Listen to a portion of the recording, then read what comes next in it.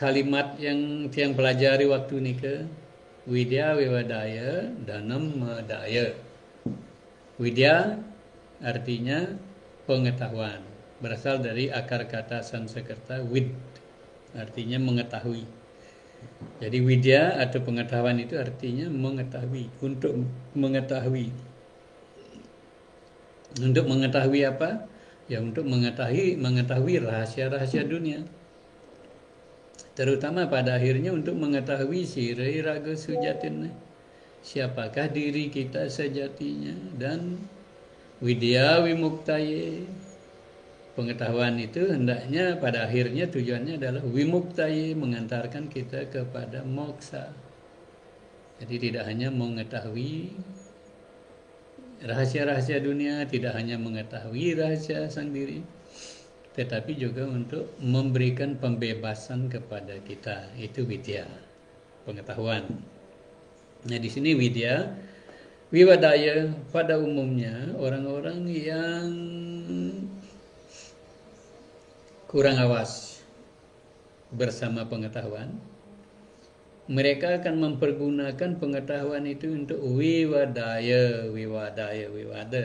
artinya saling wada, untuk berdebat tanpa arti, tanpa makna, untuk bertempur, untuk bertengkar, untuk memperlihatkan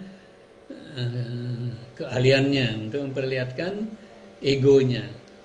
Itu kalau tidak berhati-hati dengan pengetahuan. Dan pada umumnya secara tradisi sastra kita, pengetahuan itu tidak untuk mencari mata pencaharian.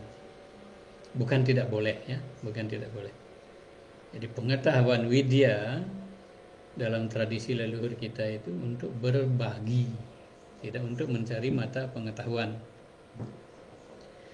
Tetapi bukan tidak boleh. Khususnya pada zaman ini, orang ya belajar dengan keras, kenapa tidak? Jadi pengetahuan tidak apa-apa untuk mencari mata pencaharian untuk hidup. Dan tetapi secara tradisi pengetahuan itu yang berasal dari akar kata wid, artinya mengetahui. Pengetahuan itu artinya untuk mengetahui rahasia-rahasia dunia, untuk mengetahui diri kita, rahasia-rahasia tentang diri kita, rahasia siapa diri kita sejatinya. Dan pada akhirnya pengetahuan itu hendaknya mengantarkan orang kepada wimuktaye, kepada moksa, mukti. Mukti tujuannya pengetahuan itu. Nah, bukan berarti pengetahuan juga tidak boleh dipakai berdebat. Ya, dia boleh dipakai berdebat, tetapi berdebatnya di tempat yang benar, di medan yang benar, di panggung yang benar. Misalnya seminar-seminar, pertemuan-pertemuan resmi, ya itu patut. Justru widya di sana diperlukan untuk mendebatkan sesuatu. Sehingga di sana wade brahmagyanam, saling tukar menukar pengetahuan, wade saling debat di panggung yang benar. Akhirnya brahmagyanam, orang mendapatkan pencerahan kesejatian widi. Jadi bukan tidak boleh, tetapi yang saya maksudkan di sini adalah tidak mempergunakan pengetahuan itu untuk debat kusir, untuk memperlihatkan keakuan, untuk memperlihatkan aku. Jadi pengetahuan kita tidak pergunakan seperti itu. Pengetahuan adalah untuk share, untuk berbagi. Kalau uang kita bagikan, lama-lama uang kita habis. Jangan nasi dibagikan, lama-lama habis. Padi, beras dibagikan, lama-lama habis. Tanah dibagi-bagikan, lama-lama habis. Uang dibagikan, sekali lagi uang dibagi-bagikan, lama-lama akunnya, rekeningnya kosong. Tetapi widya, pengetahuan, harus dibagikan. Dengan membagikan pengetahuan, maka tabungan pengetahuan kita di rekening pengetahuan kita akan bertambah. Yang sesungguhnya juga kalau kita berbagi uang di jalan yang benar, kita bagikan uang di jalan yang benar, lama-lama rekening kita tidak akan kosong. Rezeki itu selalu berdatangan. Tetapi kita tidak berbicara di sana, kita berbicara tentang pengetahuan. Pengetahuan kalau dibagikan, semakin dibagikan, pengetahuan itu semakin dibersihkan dan disucikan. Dan pengetahuan itu semakin bertambah. Jadi jangan pelit dengan pengetahuan. Hanya saja pengetahuan harus dibagikan kepada yang perlu. Jangan diobral. Setiap ketemu orang kita bagikan pengetahuan. Orang tidak perlu. Nah, kita bagikan pengetahuan kepada yang memerlukan, kepada yang benar, kepada yang supatra. Supatra artinya kepada orang yang layak, orang yang memang memerlukan. Jadi guru-guru pada zaman dulu itu tidak akan berburu murid. Guru-guru zaman dulu itu didatangi oleh murid. Bahkan guru-guru zaman dulu itu berhati-hati menerima murid. Satu aja murid diterima, dua saja, beberapa orang saja. Jadi kepada yang layak. Tapi pengetahuan dibagikan kepada semua. Hati-hati dengan pengetahuan, belajar pengetahuan dengan baik. Nah, kapan kita belajar pengetahuan? Jangan pengetahuan disalahgunakan untuk mencari kemasyhuran, untuk menjatuhkan orang. Jadi hati-hati kita mempergunakan pengetahuan, ya. Dan itu pengetahuan juga. Ketika kita bagikan, pengetahuan itu akan makin suci, makin bersih.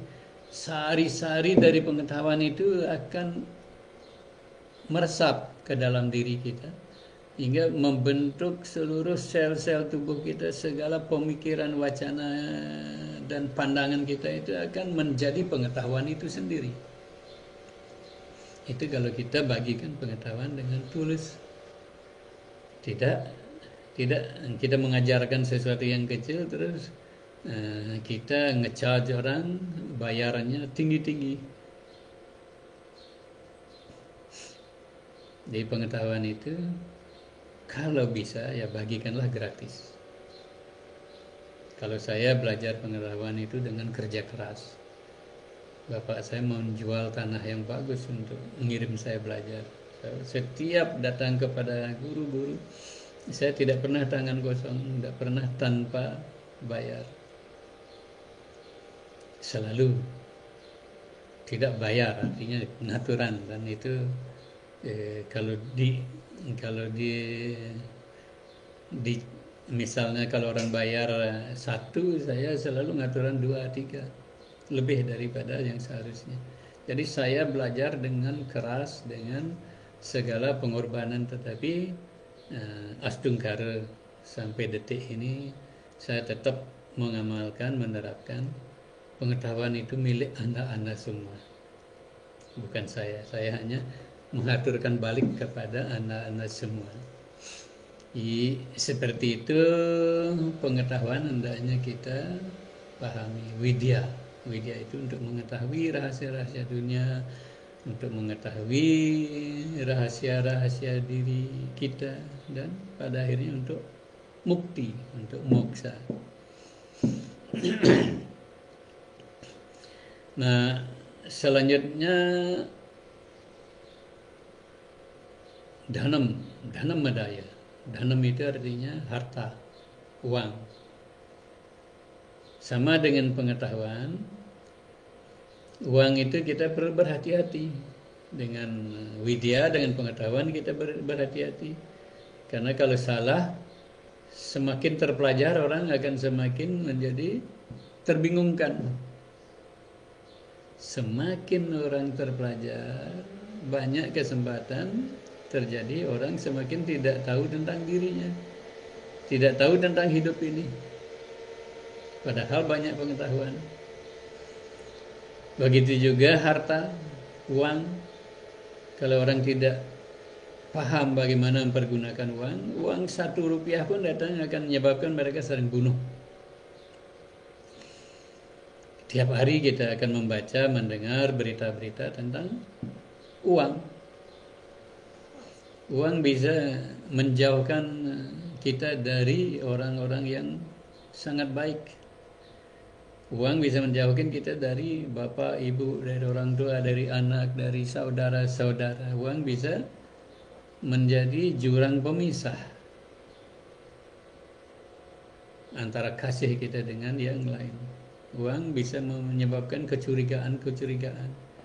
Uang bisa menjadikan orang menjadi apa saja. Kalau tidak berhati-hati, uang bisa membantai segala sifat-sifat baik kita. Itu uang. Jadi saya katakan uang itu di tahun 90-an saya suka menyampaikan bahwa uang itu tidak pernah datang sendirian. Uang kecil pun datangnya pasti dengan api membara-bara. Jadi uang itu tidak pernah datang sendiri. Dia selalu diikuti, disertai bersama dengan api menyala-nyala.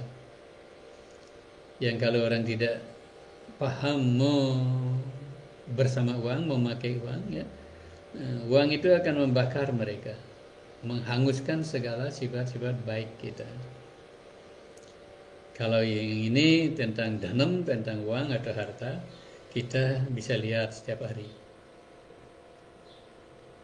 Orang akan siap melupakan orang-orang yang dikasihinya karena uang.